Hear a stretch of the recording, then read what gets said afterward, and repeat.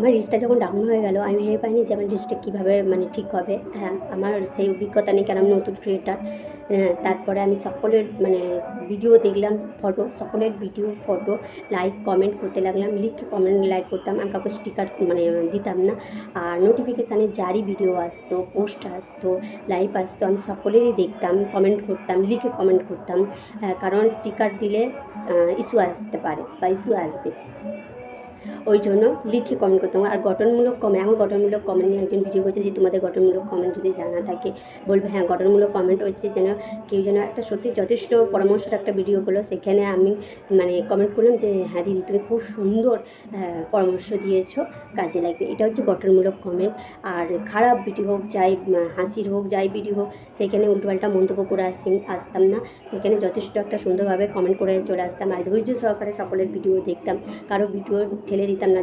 যেরকমই টাইম মানে ভিডিও বানান, সেরকমই ধৈর্য সহকারে বসে আমি যদি কারোর ভিডিও ধৈর্য সহকারে না দেখি, তাহলে সে আমার ভিডিওগুলো কীভাবে ধৈর্য সহকারে দেখবে, কীভাবে রিচ এঙ্গেজমেন্ট বাড়বে। আমি তার ভিডিওর বা ছবি যারা কমেন্ট করেছে তাদের কমেন্টে রিয়েক্ট না দিয়ে আসি, তারপরে কমেন্ট যদি না করে আসে, তাহলে আমার কমেন্টে তাহলে কীভাবে রিয়াক্ট দিয়ে আসবে, কমেন্ট দিয়ে আসবে, কমেন্ট করবে, আমার ভিডিওটাই কে দেখবে। ওই জন্য তাই বলছি, ধৈর্য সহকারে সকলের ভিডিও দেখো, আমি ঠেলে টুলে ফেলে দিও না।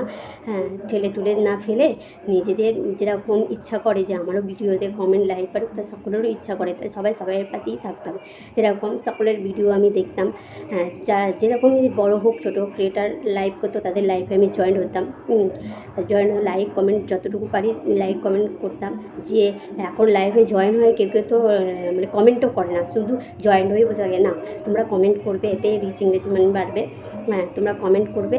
আর আরেকটা কথা, যতটা পারবে লিখে কমেন্ট করবে। আরেকটা, যে সকালে ভিডিওটা পোস্ট হয়েছে বা ছবি পোস্ট হয়েছে, সেইটা তোমার কাছে সন্ধ্যেবেলা গেল বলে তুমি গুড ইভিনিং লিখবে না, সে ওপরে দেখবে যে গুড মর্নিং মানে তার গুড মর্নিং লিখবে। যেরকম যেইভাবে লিখে পোস্ট করবে সেইভাবেই তোমরা কমেন্ট করবে। তাহলে গুড ইভিনিংটা তাহলে কখন মানে গুড নাইট লিখবে, তার গুড নাইটটা কি মর্নিংয়ে পৌঁছাবে বলে কি গুড মর্নিং না। যেরকম কমেন্ট দিয়ে যেরকমভাবে লিখে ছবি পোস্ট করেছে, গুড মর্নিং দিয়ে একটা ছবি পোস্ট করছে, যখনই তোমার কাছে পৌঁছাক তুমি ওপরে গুড মর্নিং মানে গুড মর্নিংই লিখবে। আর বাইরের ভিডিও তোমরা তো বুঝতে পারবে না, আমি বুঝতে পারি না, যারা বুঝতে পারে না তোমরা দেখবে।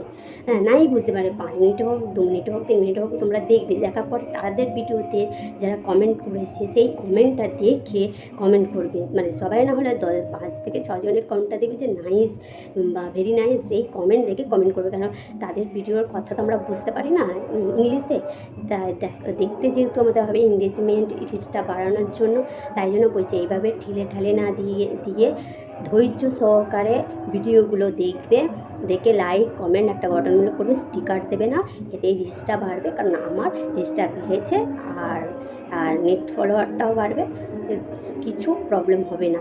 কাজ করে যাও, দেখবে ঠিক সফলতা পাবে।